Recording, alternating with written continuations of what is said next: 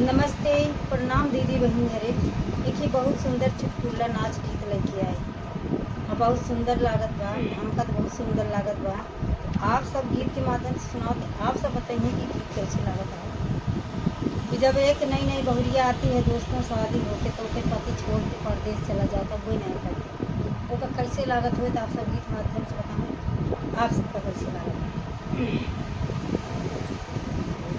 गवना कर के पिया घर लैके आए, पिया परदेसिया लवटी के नया आए, पिया परदेसिया लवटी के नया आए। गवना कर के पिया घर लैके आए, पिया परदेसिया लवटी के नया आए, पिया परदेसिया लवटी के नया आए। 12 महीनवा के बीत गए दिनवा, 12 महीनवा के बीत गए दिनवा, पिया नीरा मोहिया लवटी के नया आए, पिया परदेसिया लवटी के नया आए। 4 महीना बीत गर्मी के दिनवा, 4 महीना बीत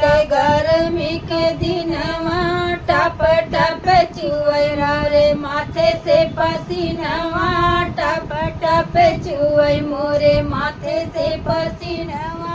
पिया परदेसिया लवटी के नया आए, पिया परदेसिया लवटी के नया आए, पिया परदेसिया लवटी के नया आए। गवना कर के पिया घर लैके आए, गवना कर के पिया घर लैके आए, पिया परदेसिया लवटी के नया आए, पिया परदेसिया लवटी के नया आए। 4 महीना बीते जाड़ा के दिनवा, 4 महीना बीते जाड़ा के दिनवा, तारे तारे कांपई हमरो बदनेवा, तारे तारे कांपई हमरो बदनेवा।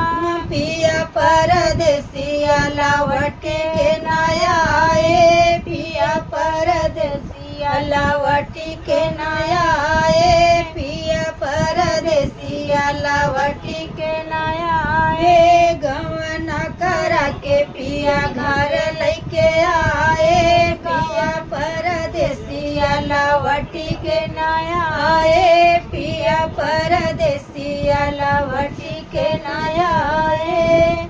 तो दोस्तों ये हमारा गीत कैसा लगा आप लोग कमेंट में ज़रूर बताइएगा।